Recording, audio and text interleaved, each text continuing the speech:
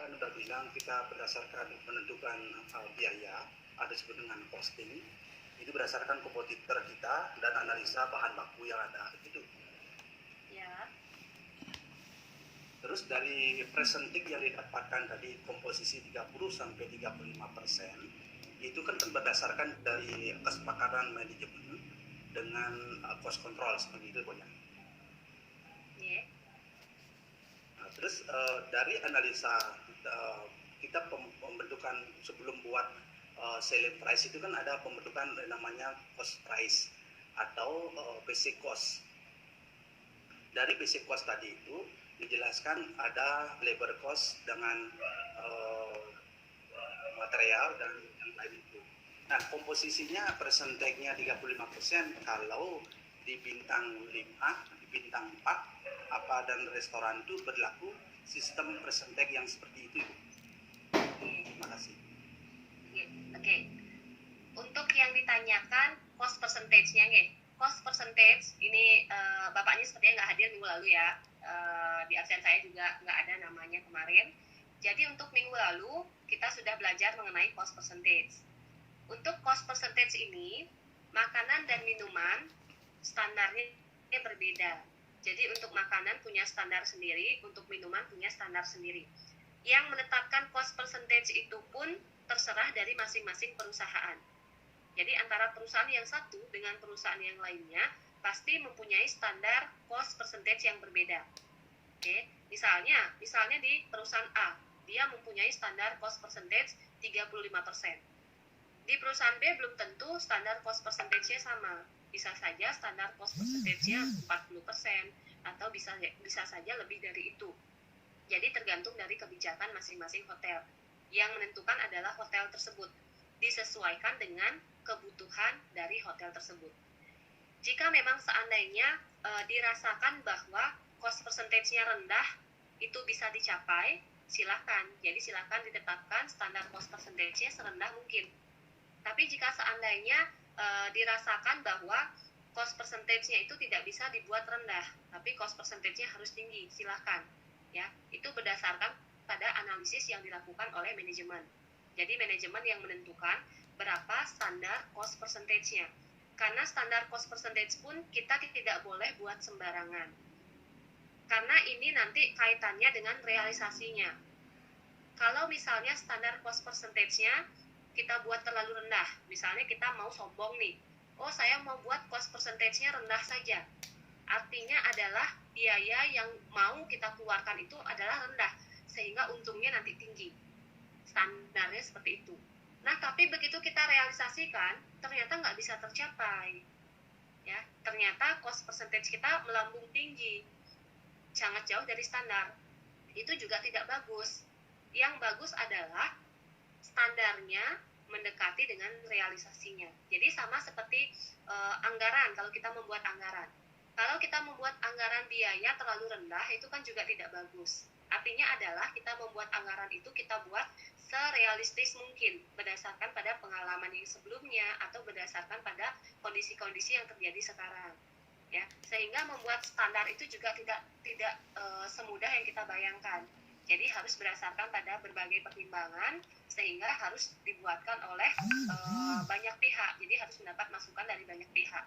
Ya, jadi kembali lagi, untuk standar cost percentage itu ditentukan oleh masing-masing perusahaan. Antara perusahaan yang satu dengan perusahaan yang lainnya itu membuat standar yang berbeda-beda. Tidak bisa kita samakan. Disesuaikan dengan kebutuhan dari hotel tersebut. Seperti itu, Pak. Oke, Bu, terima kasih. Berarti ya, untuk persentasenya di sini semakin kecil persentasenya berarti harga jualnya semakin mahal kan gitu, Bu ya? Belum tentu, Pak. Belum tentu. Nah, terus cost percentage itu nanti kaitannya dengan laba. Ya, seperti ini. Coba kan ada di sistem hotel biasanya ada subsidi silang. Contoh ya, resipi dalam bentuk resipi stick umpamanya, dia posisi total subkosnya itu adalah di angka 35.000. 35.000 dengan persentasenya 35%, otomatis kan selling price-nya cukup tinggi, ya. Sedangkan lumpia yang persentasenya yang cost basicnya low sekali, berkisar antara 5.000 seperti itu, berarti dengan pakai komposisi 35%, berarti kan ada subsidi silang sini. Kemungkinan di daerah seminyak stick yang harganya 300.000 kan tidak mungkin Bu ya dia pakai seperti itu, akan mensubsidi silang artinya dengan makanan yang belum tadi seperti itu Bu, komposisinya bisa seperti itu modelnya diterapkan. Oke, untuk cost percentage itu adalah standar biayanya. Jadi itu adalah standar biayanya, Pak. Kalau untuk subsidi silang itu tergantung kembali lagi ke kebijakan dari perusahaan. Kalau misalnya perusahaan membuat suatu menu yang memang dia jarang misalnya untuk dijual, saya rasa juga nggak ada hubungannya dengan subsidi silang. Karena perusahaan itu membuat makanan itu kan berdasarkan pada pesanan. Ya, jadi kalau dipesan makanan itu baru dibuatkan, kan begitu. Jadi tidak mungkinlah perusahaan itu akan membuat makanan yang nanti tidak laku. Itu artinya, ya. Sehingga di sini standar cost percentage itu adalah biaya standar yang digunakan untuk memproduksi suatu barang atau memproduksi suatu makanan misalnya dalam hal ini. Jadi untuk cost percentage-nya itu disamakan semuanya. Jadi untuk membuat makanan A, cost percentage-nya itu sekian. Untuk membuat makanan B, cost percentage-nya itu sekian. Jadi di sini cost standarnya yang distandarkan untuk pengeluarannya, ya. Makanya pengeluarannya di sini dipersentasekan, dibuatkan dalam bentuk persentase, tidak dibuatkan dalam bentuk angka. Kalau dibuatkan dalam bentuk angka itu akan susah. Misalnya kita angkakan, kita buatkan dalam bentuk angka. Untuk pengeluaran makanan semua kita ratakan misalnya 10.000 untuk cost-nya. Nggak bisa. Jadi untuk makanan yang harganya mahal tidak akan menutupi, ya. Jadi untuk makanan yang mahal misalnya harga standarnya kita tetapkan 10.000 nggak akan menutupi. Misalnya cost-nya dia adalah 15.000. Sedangkan untuk makanan yang murah cost-nya dia 5.000. Mungkin kalau kayak gini baru dia cocok subsidi silang. Tapi karena kita sudah menggunakan persentase, jadi persentasenya inilah yang nanti akan disesuaikan dengan berapa cost yang kita keluarkan. Makanya dibuatkan dalam bentuk persentase. Kalau persentase itu kan sudah pasti dia sudah mutlak. Artinya kita gunakan dasarnya itu adalah 35% misalnya. Jadi 35% dari berapa total penjualan misalnya. Atau digunakan dasarnya berapa keuntungan yang diperoleh. Seperti itu. Bisa dipahami Pak ya?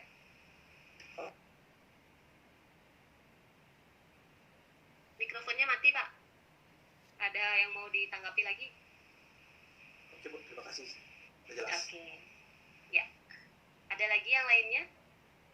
Sambil diskusi ya, kalau ada yang mau sharing misalnya, ada yang di bagian cost control misalnya punya pendapat lain, oh nggak seperti itu Bu, di tempat saya seperti ini, silakan sharing. Ya. Karena di sini saya berbicara mengenai teori, Anda yang berpraktek. Karena terkadang praktek pun tidak sesuai dengan teori. Meskipun memang teori itu sangat penting untuk menjadi basic dalam sebuah prakteknya. Apalagi kalau kondisi seperti sekarang, dalam kondisi pandemi seperti ini, pasti teori itu akan tidak dipakai. Ya, artinya kebijakan-kebijakan itu akan sangat bertolak belakang dengan teori-teori yang kita pelajari. Jika kondisinya seperti ini. Ya, jadi silakan please sharing kalau misalnya ada yang mempunyai pengalaman seperti apa, silakan, boleh. Selamat sore Bu, mau sharing dikit. Ya. Ya. Kadang-kadang ya tadi yang Bu tampilkan tadi itu mengenai presentasi